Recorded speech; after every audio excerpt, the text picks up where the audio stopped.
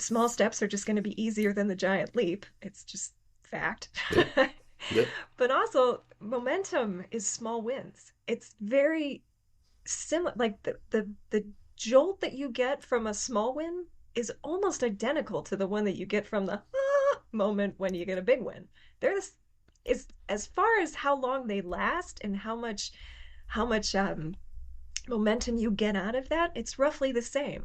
So if you're yeah, having trouble getting to that next piece, breaking it down into however many small steps that you need in between just to start the ship moving again, just to get the rudder going, have one small win leads to another one, leads to another one. You're still going to have hiccups. It's not a panacea by any means, but it does sort of retrain your brain in the way you're looking at the problem to just break it down and look at it a different way so that you can start solving each individual piece along the way.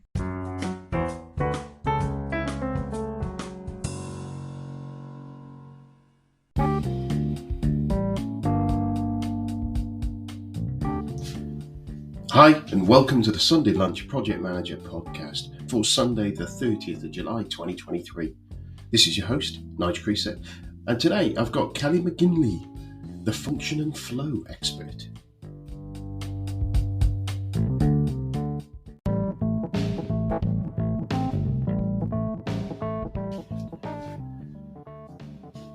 So I have a number of sponsors, affiliate links in the way that it's set up that have kindly allowed me to share their services, really. The first one is Mike Clayton, and Mike runs online PM courses, and it is a great resource for getting those fundamentals of project management trained, reasonably priced, and Mike presents it in an accessible and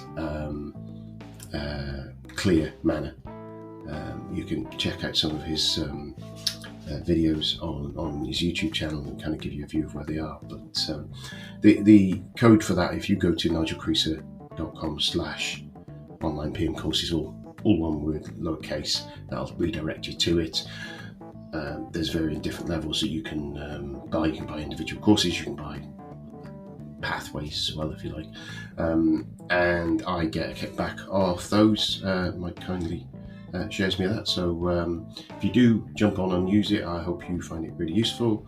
I think he has money back guarantees and things like that as well, so there's very limited risk on that, so jump on that. And that again, it's nigelcreaser.com/online PM courses, and enjoy.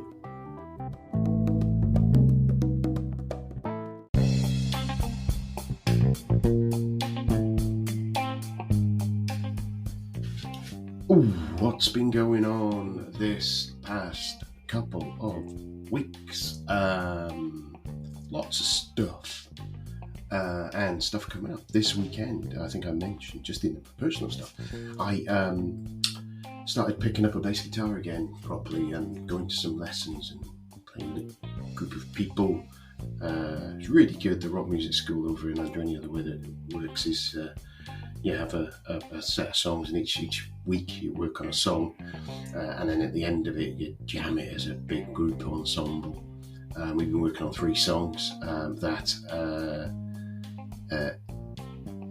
me and one of my mates who've been going along, we are performing with the rest of the group this evening. Actually, I'm recording this on Saturday 29th, so this evening we'll be performing.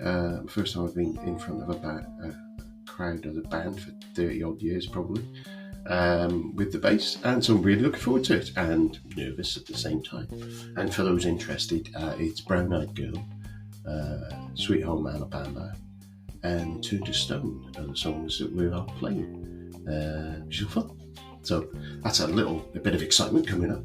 I also found out this week that I had been promoted in my day job, which is great.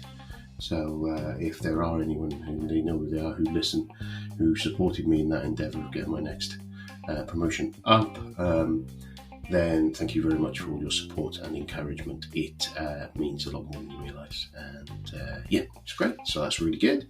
Really pleased with that. Looking forward to the opportunities and interesting roles, projects that might give me. This week I interviewed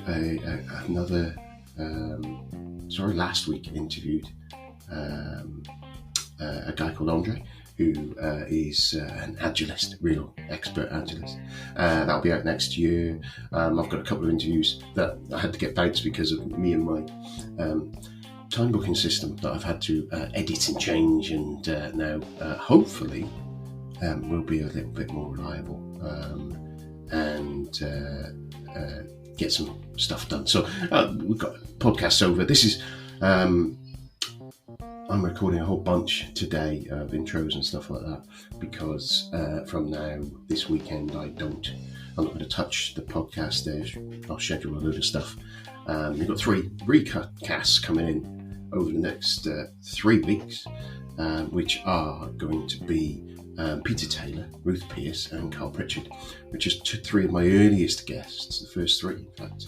And hopefully you will enjoy, if you've not heard those before, you'll enjoy catching up with each of them. And if you have heard them before, I'm sure that there are things in that conversation that you will have forgotten. There's certainly was things I've forgotten. So yeah, looking forward to sharing those with you.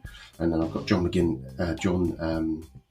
Kinney at the beginning of September, who's a voice coach. And we talked really about how using your voice and thinking about using your voice in the most powerful way, because we're persuading all the time, whether that be in meetings, presentations, singing if you want to do singing. So that should be, hopefully you're going to really enjoy those. I have also managed to, from a tech point of view, get I got a certification in artificial intelligence through the LinkedIn stuff. Really good. It opened my eyes to a bunch of stuff. Some of it I got the data science stuff. My head went a little bit, exploded and fell outside of my head a little bit. But the chat GPT stuff, the options and the generative AI stuff, the extended uses of it that I hadn't thought about were incredible. I'm kind of trying to assimilate that into my brain around how that changes us in the project management world and how we can embrace and use these tools to really ramp up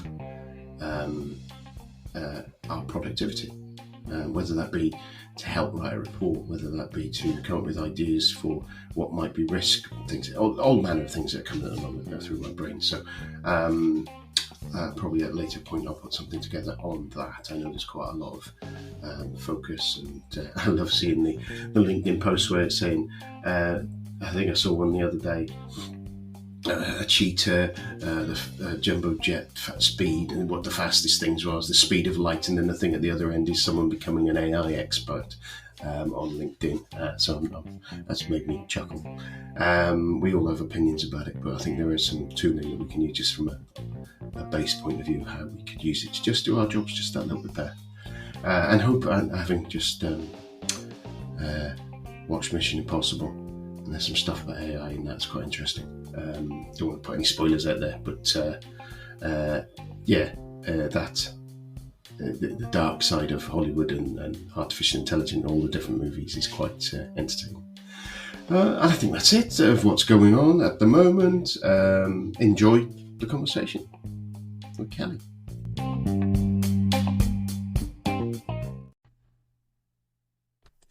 Hi, I'm really pleased to welcome Kelly McGinley to the show.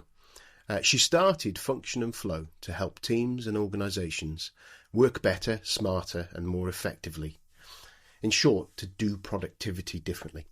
With over 2 decades of experience as an educator and project manager, it has taught her that industries and missions are as different as the day is long, but the foundational principles of getting things done are always the same. Get to the core, collaborate effectively, choose a path and commit. Her superpower is helping you simplify the process. And when she's not nerding out on this incredible work, her sense of balance comes from her best friend and husband, her home in the woods, her dogs, who think You invented peanut butter. That's interesting. And albeit endless pursuit of slightly less bad yoga runner and musician. Kelly, welcome to the show. Thanks so much, Nigel. It's really good to be here. Yeah, I think we're going to be nerding out a little bit on productivity, so that'll be quite interesting. But then, the other thing is about bad yoga and running. Um, I'm a bad musician, so yeah, we'll probably talk about other things like that as well. Tell us, where are you, and a little bit more background from that. Sure. I'm in central Pennsylvania in the States and have lived here for the last 20 years or so, and I'm a transplant from the Niagara Falls, Buffalo area of New York. All right, cool. So let me get my geography working on my head. That's on the right-hand side of America and a bit down. Yeah, right-hand side of America, very good, close neighbor to Canada. Yeah, that's it. It's my geography of America times. Not so bad on that east and west coast, and not so bad. Once it starts getting in the middle, it gets a bit blurry from me. So I kind of have to have a bit more directions.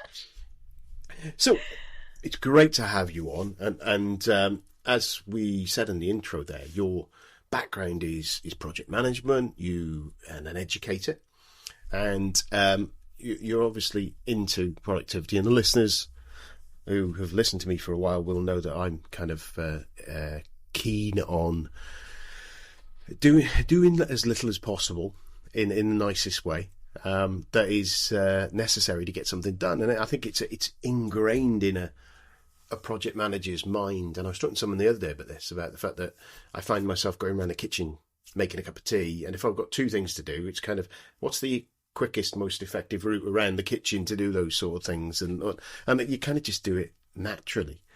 But tell us a little bit about your sort of background. You said you're an educator, a project manager. Tell us a little bit about that. Sure. So I spent about 10 years teaching elementary school music, loved it, and Excellent. sort of fell backwards into nonprofit work from there. Loved teaching, but it was time to try something new. And I started working for a nonprofit and also volunteering for a nonprofit, and got a crash course almost immediately in volunteer management, whether that's staff managing volunteers or volunteer managing volunteers. Yeah.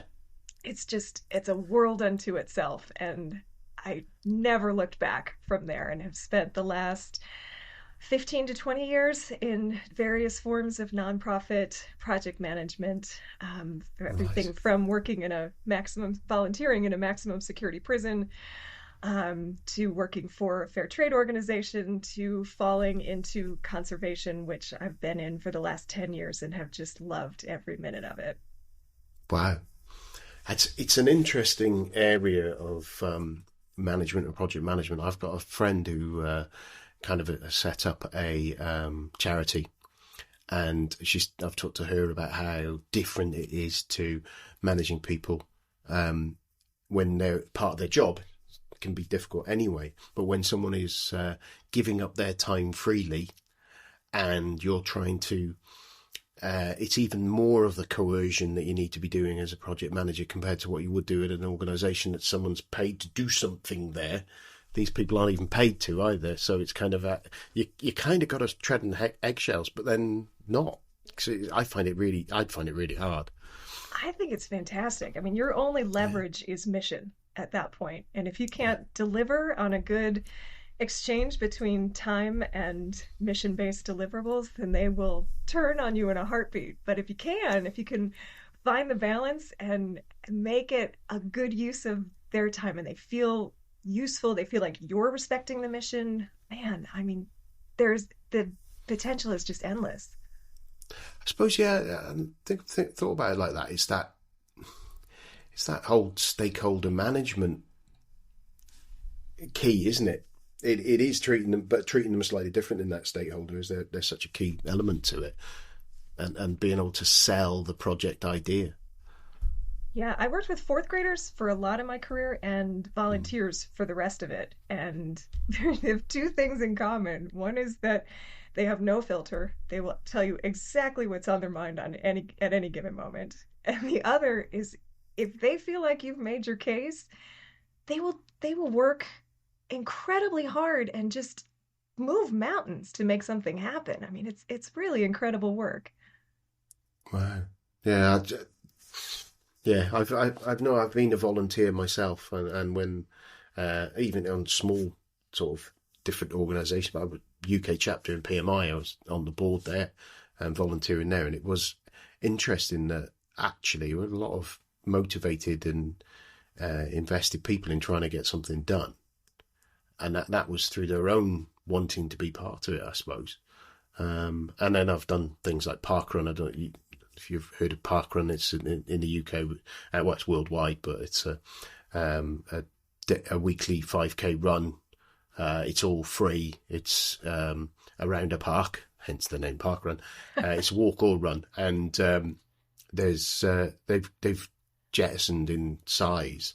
There's pretty much, I think you're probably 20 minutes away from a parkrun in the UK these days, because it started off in the UK and down London, but worldwide it's expanding, and that is all volunteer based as well. You've got I think they've got like the core team, but even down to the things of people who run these events. They'll have event directors who are not paid, are just running these events because they want to run them, and you actually get volunteer T-shirts as much as you do for achievements for running around it as well. And I volunteered a few times, and I found it really that and marshalling on other things is really satisfying, and really enjoyed it. And I was quite surprised, and I've heard it before from other organisations about what you get back as a volunteer, and it's surprising what that sense of community, which I think actually you feel. I feel stronger as a volunteer than as a participant. It's really interesting because it's, I don't know, it just feels different somehow. Yeah. What made you keep coming back to it? It just, do you know what?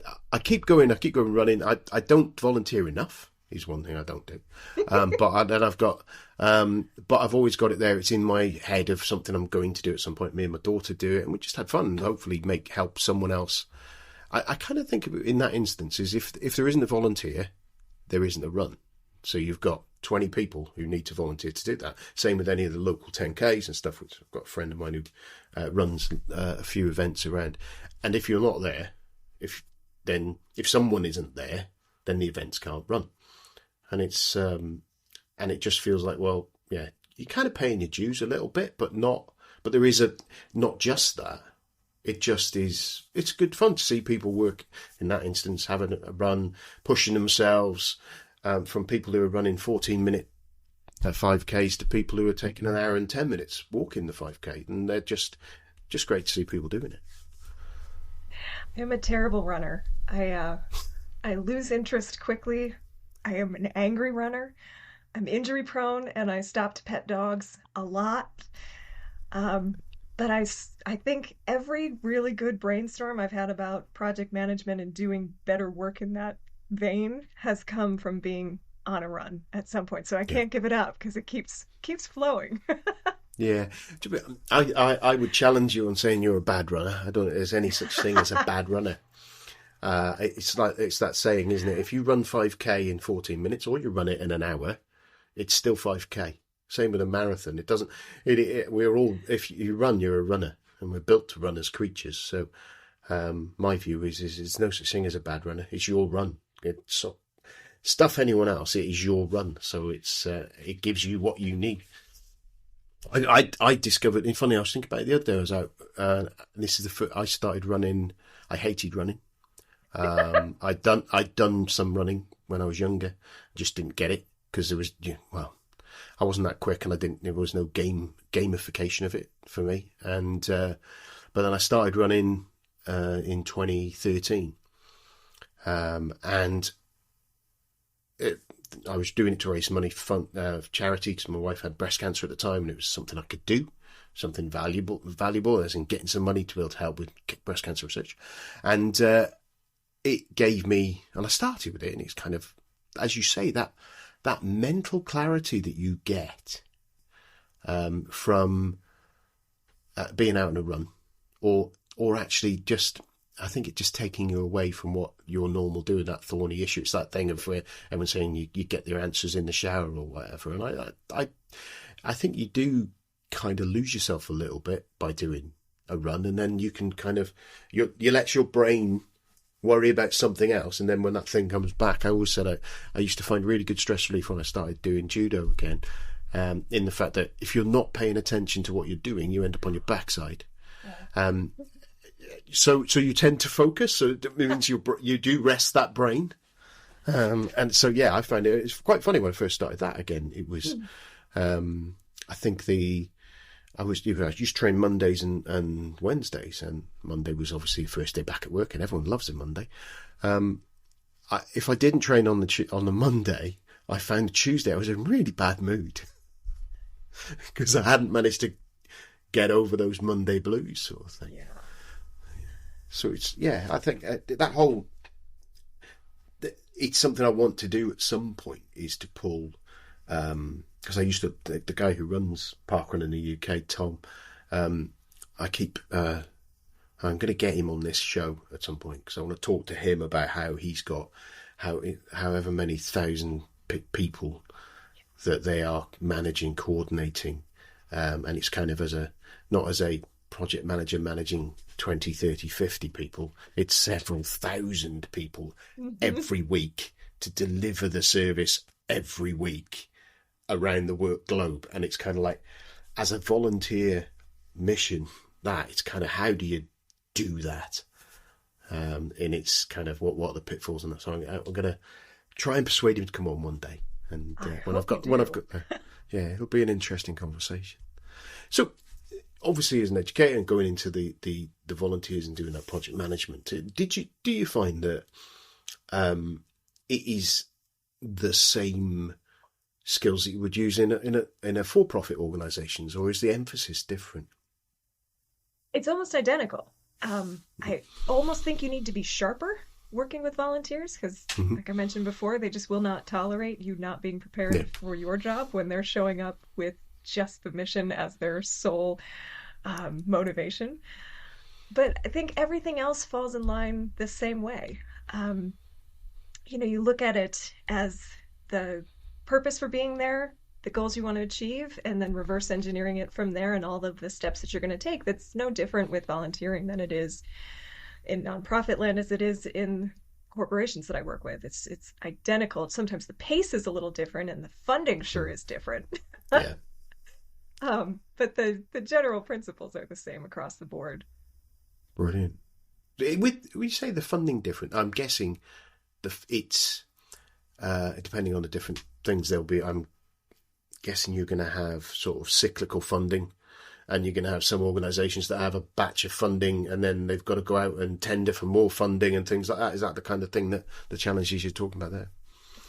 Yeah, and I think that's a microcosm of project management in and of itself. It's a grant proposal, looking at what needs to get done in an organization to fulfill a mission, and then what do you need to fund it, because it doesn't grow on trees.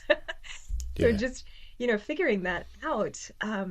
But that's a process in and of itself, and really clarifying that project that you want to do. What's it going to accomplish? How are you going to get there? Who's going to help you? Because you can't do any of it alone. Yeah. So how would you see that differing from or does it from a kind of the traditional, from my point of view, of a business case for a project? So you're kind of putting together your business case. I'm guessing there's a different people you're sending it to, but how do you see the differences between those two? I think the biggest differences that I've seen between working in the nonprofit sector and the for-profit or private sector is just the speed at which things happen. So you've got your layout for the year. Usually with corporations, the decisions are just much, much faster. Quick. They know exactly what they need to do. They need you to come in briefly to help accomplish it, and it needs to be done in this amount of time. With nonprofits, it's not that the clarity is any less distinct. It's just because you have the idea first, usually before the funding. In a rare case, you get real lucky and you have a burst of funding that you get the high class problem of trying to figure out what to do with. But a lot nice of times, problem to have. yeah, A lot of times you've got the idea and then you need to figure out how to make it happen. So whether that's pulling together the right set of partners, I work with a fair amount of larger nonprofits that still have very small staff. I mean, they still can't accomplish everything they need to get done just with the staff that's paid. Yeah. And so sometimes you're working with outside organizations that are volunteers. A lot of times, more often than not, you're working with outside organizations that have paid staff, but this is not their main thing. So you've got to figure out how to tie it into their deliverables for their actual job and how they can fit this in and help move the ball further down the field. But I think that's probably the big one is in corporations the people are set, the partners are usually set, and the funding is usually there. In nonprofits, the funding is usually questionable. You got to go find it, make your case for it. Partners, some of them might be ongoing, but a lot of them you're going to need to figure out who's the right partner for this particular project. And a lot of times it's ongoing. Sometimes it's incidental, though. Yeah. Sometimes one partner for this project and you never end up working with them again, even though it was great. So yeah, finding the right mix and the right blend to get the project up and moving and then to completion. Yeah. Well, it's interesting. It's just, yeah, you kind of think it's an area I always look at and I think how I would manage in that area, and how I would, with that, whilst I tend not to do command and control with my management style, there is an element of that because of the role power and things like that you're able to implement, whether it be on suppliers, whether it be on different departments and things like that, or different organisations. But I'm assuming again, quite often you'll be in situations where you're going to have multiple organisations, non-profit organisations, potentially working together to deliver something, whether it's being something that you want to get kind of all of those organisations benefit from, or coming together to one mission for it. And then I suppose with some of the supplier side of it as well, you're going to get organisations that are helping and not charging kind of thing. And that's that people, I'm thinking like, especially with the corporate social responsibility kind of thing, where an organisation say, we'll give you some of our people to come along and help you. Do you get that kind of dynamic as well? Yeah, definitely. And thank goodness for larger corporations that have that built into their budget, to be a support to local nonprofits, and even larger nonprofits too. Yeah. But then there's the other piece of that too, where you've got partners coming in who have a marketable skill and a valuable skill, but that's their living, that's their livelihood. And the last thing you want to do is ask for that for free, even though it's for a really good cause. I mean, there's still a value in honoring time and energy and talent and making sure that there's a good exchange for that. Yeah, because at the end of the day, part of it is that it's the marketing side of it, if you like, isn't it, with the CSR stuff in some ways, as well as I kind of sometimes look at organisations. There is a expectation for the corporate social responsibility to do things because that you need to be seen to be doing those things. And I imagine there are some organisations are just doing them to be seen. The organisations, you kind of draw it differently to the individuals, but the organisations in and of themselves won't necessarily see that as a priority for them. But the individuals may have a passion, and typically that's what you'll get. You'll get someone volunteering or whatever. And I suppose it's how I kind of have an old cynical view sometimes of thinking that people will, as long as they're seen to do it, they're okay. They're not really worried about the outcome as long as it looks like they're trying to get the outcome to be there. And I suppose you must have situations where that, if you've got that kind of organisation that's working with you, that aren't really invested in what you're doing, they're invested in being seen, in it, being involved with it. How do you manage that? How do you deal with those kind of situations? I don't know that I've come across that all that often. Usually, if they're large enough where it's just a matter of being seen, they're not super interested in the follow-up. They'll write the press release, they'll do the promotion from there and take a good picture and be on their way. Yeah. That's not their main issue. But most of the partners that I've worked with over the years, whether they're large partners, small partners, or individuals, everything in between, there's there's a sense of belonging and ownership that's a part of a project, especially when you've got something good going. There was a project I worked on 2 years ago that converted a vacant lot to a huge community garden with a little bit of walking path, and the neighbors were part of it from the jump.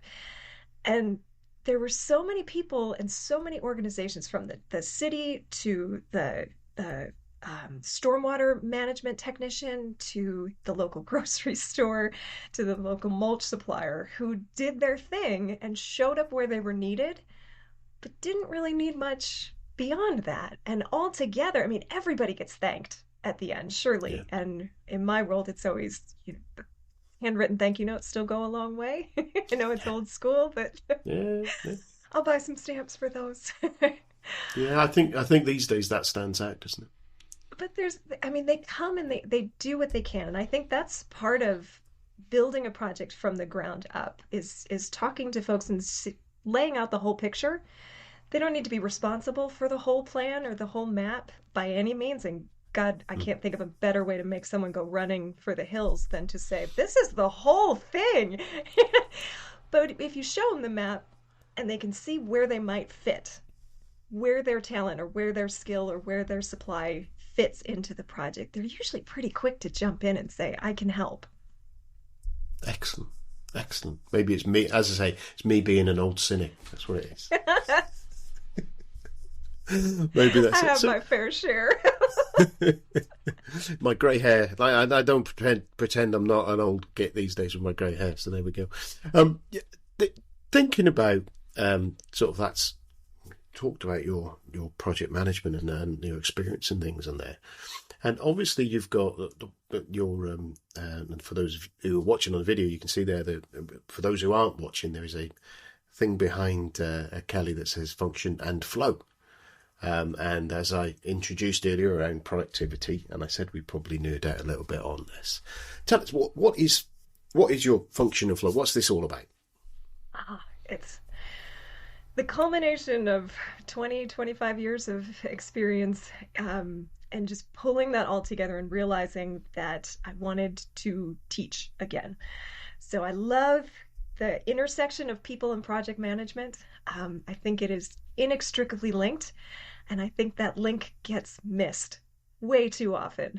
You get either way over focused on just the people aspect, or you get over focused on just the product and the deliverables and what we can measure from this. And when you weave them together, you can get so much more done, and the teams get stronger, the relationships get stronger, and that's where my heart just explodes. I love the work, and so I've started to do a fair amount of work with larger nonprofits and state agencies, mostly, but also some small nonprofits too, to really focus in on teams, small teams, getting projects off the ground, building better plans so that they have something great to work from that they can take and both run with immediately, but also use the same process to replicate down the road so that they don't need me. Again, they've got all the skills they need within their team.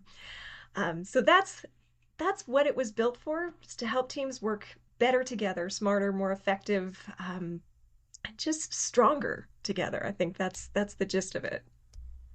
Oh, excellent. So tell us. So what is the difference between, in your mind, the function and the flow then? Because I'm assuming that you have two things there, and that's probably I'm guessing that's going to be the crux of some of the conversation and some of the thinking about teaching it is kind of flow is obviously, I see flow as a number of things, whether it be process, whether it be being in flow state, and therefore from me as an individual, my productivity, but maybe it's something different from your point of view.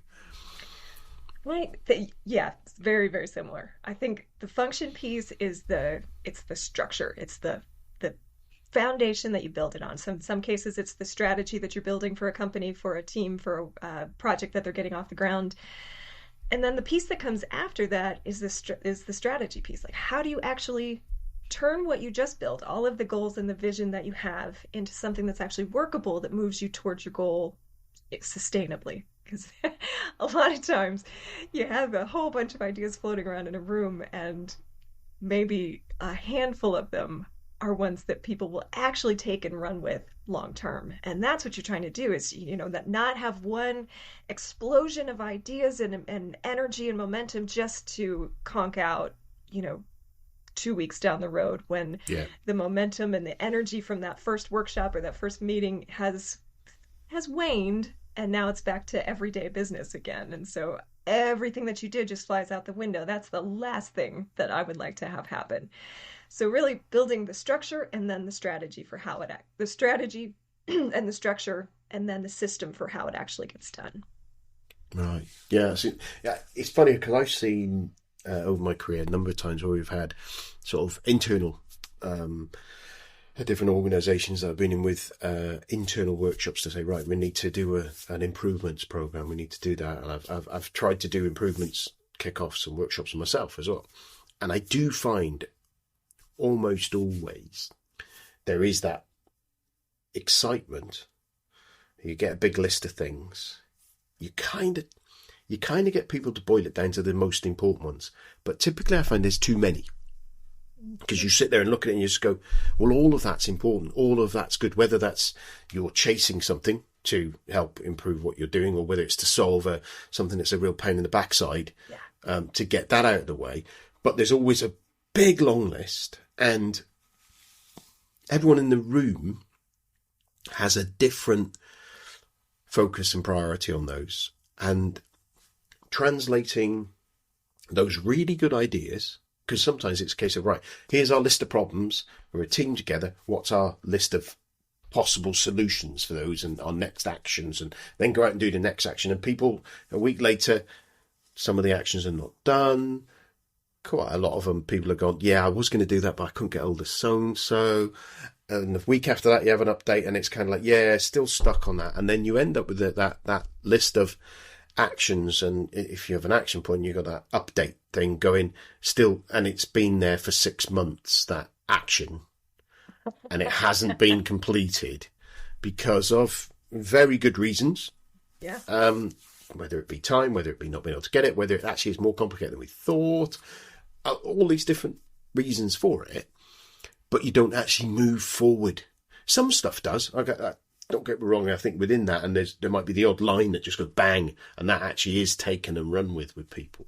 I know I've been part of initiatives where there was 2 of us, and we were really into doing this, and we were really keen, but then we just hit blocker after blocker after blocker to move it forward, and our energy waned, and then we kind of get it. And I actually, in the organisation, on about several years later, that same initiative was reinvigorated in pretty much not the same way, but to get the same goal. But there was money put behind it, investment, because that's the other point as well, is sometimes that money put behind it. And when I say money, I'll mean time for people. Because a lot of these things in organisations, we're going to do all this improvement. Yeah, well, I've got a full-time job, mate. Yeah, I've got a full-time job. When am I going to do those bits as well? And how I'm really intrigued about how you that. I think the working out what you need to do in organisations, you've got lots of very clever people. You've got organisations that know their business. They know what they're doing. If you give them the time out to actually work it out, they can work out the answer quite often. Sometimes you need to bring in a few consultants or whatever, but typically those people in your own organisation know what they're talking about. But how do you move from there to actually getting these initiatives off the ground and kicked off and delivered and giving benefit back and that feedback loop into the organisation? How do you do that? I'm not giving up all of your secrets, and that I'm guessing that you do in your workshops and kind of there. But what sort of thing? What were the key things that you'd be talking to organisations about, or what do you see as the key things that stop it? And are there any specifics that organisations could do to solve that? Absolutely, that's such a good question. But you made me laugh when you said money, and the money is people's time. and the time that has to go into this new project. And it made me laugh because my last boss, I had to build out what she was asking for in a pie chart at one point for me, and it was 2.5 pies was what all of the numbers came out to, and she still would not acknowledge that that is not humanly possible. But you really do have to we are optimistic at math, just wildly optimistic. And I think what you were talking about a little earlier about, you have these two people who work really well together, and you're really into the project, and you're going and you're going and you're going, but all of these different things come into play, and for whatever reason keep it from happening. And that tends to weigh people down. But I do think that there's a piece of our meeting structure that's just not built for that kind of conversation. And that one I think is so important. So accountability is a big one for me, partially because I think it only gets 2 hats that it gets to wear. You either get a ribbon and a trophy, or you get sent to the principal's office.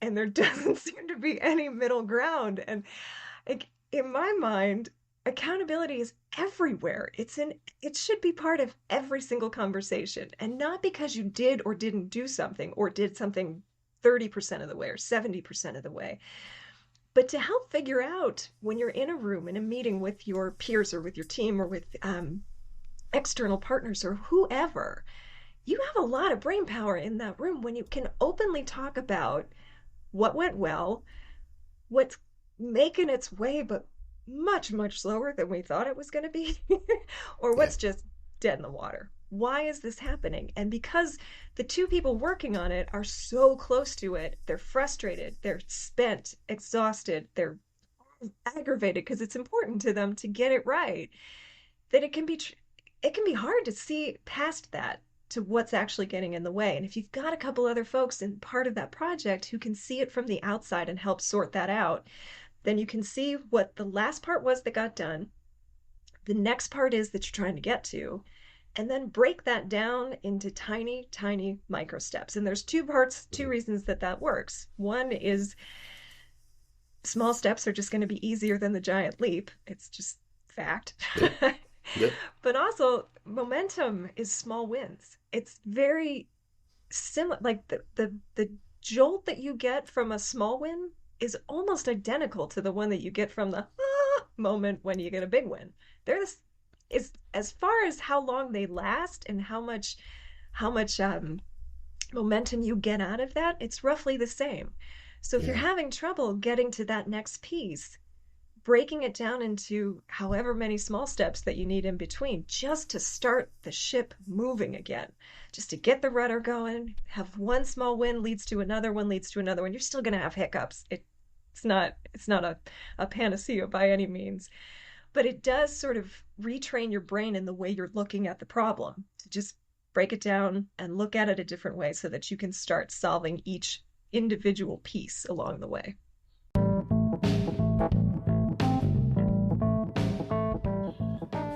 Another great sponsor of the show comes in the form of Air Manual. Air Manual is it's a tool for documenting process, which and best practices. It's a company formed by one of my interviewees, Alexis Kingsbury. Essentially, and I kind of summarised why my view of where we see documentation. A lot of my experience has been people will document something, a process, they'll put it in a Visio diagram that gets loaded onto a SharePoint site or something similar, and then a bunch of that. So then once that diagram's been shared with senior management, they're happy they have a process in the business. But then the detailed procedures underneath it might be in Word documents, just poorly kept and not linked easily and not updated. And what Air Manual does, it allows you to put in it's a tool for doing this kind of thing. You whack it in, the service in there, get in there, put in your process, your flow, and you build it down to as low a level of detail, even to the point of checklists where people can check off they've done it. So it creates that guided checklists, easy to create, easy to maintain, and all in one place. And no one's kind of rooting around to find the SharePoint, and then when you change to new SharePoint services and all that stuff, it's all there. So if you pop along to nigelcreaser.com/air manual, there's a bit more detail there and a link there to click on to go and get. I think they offer a trial and things like that. So it's something that I think can easily reduce the amount of errors, rework, etc. within our organisation. So take a look.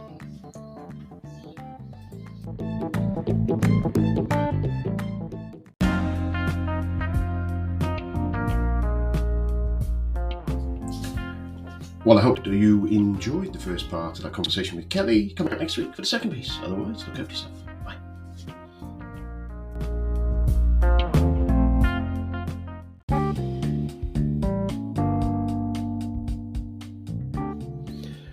So this is my final wrap up. Every week you're going to hear this. You're going to get bored of it, but you can always click next podcast if so.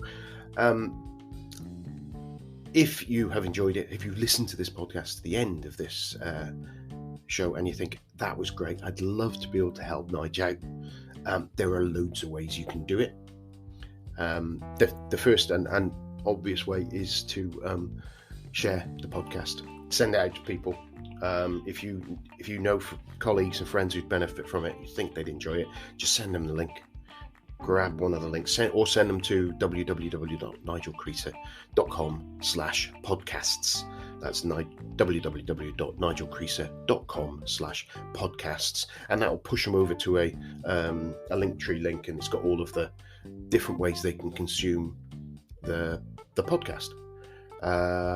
If you are feeling generous and have a big bag of cash, you could grab a copy of one of my books. Obviously,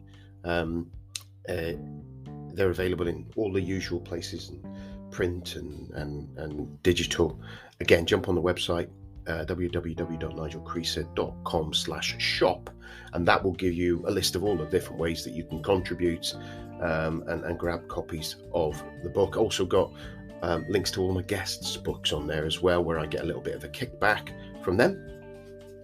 If you are of a sporting mind, I have a number through doing some of my judo and running antics. I've managed to secure a few affiliate links and affiliates there as well. So in there, somewhere in the sponsors page, there's links to those as well. So clicking onto those and grabbing if you're looking to get super fit, then that would be fabulous as well, and I get a little kickback from those. I have a Patreon account. It's patreon.com/sundaylunchpm. So again, you can ping something in there, buy me a coffee or whatever. And finally, obviously the most important is coming back, listen again, because the more of you that come back, the more visibility I get, because there's more times that it's downloaded and all the SEO works and things like that. So yeah, that's it. So if you can help me out, I would be much appreciated. If you can't, don't worry about it. Thank you very much. Cheers now. Bye.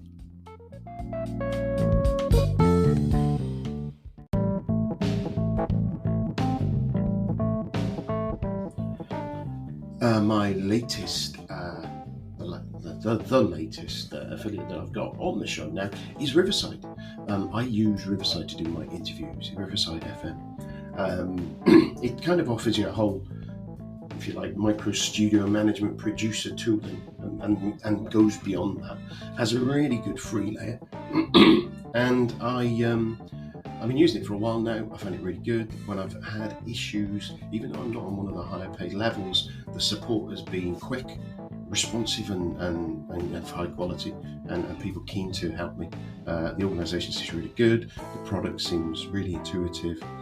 And quality is really good as well. And it's a clever way of doing it is when you're recording through your browsers, so you've not got loads of desktop resources being used compared to some other products that I've used. And what they also do is they stream a lower quality version of it up onto as you're doing the interview, so you're not burning bandwidth while you're doing the interview and potentially impacting on the quality of the conversation.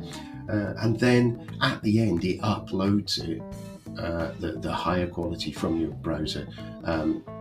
It's just a really good way of doing it. So if you are thinking of doing a podcast, and someone's doing a podcast, I would recommend using this tool. I found it really good. Best of the tools that I've tried using to date.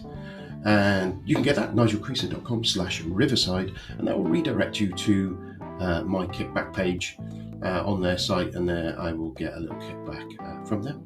So take a look. Thanks. Well, it's goodbye from me, Nigel Creaser, and it's goodbye from him, the Sunday Lunch PM. Goodbye.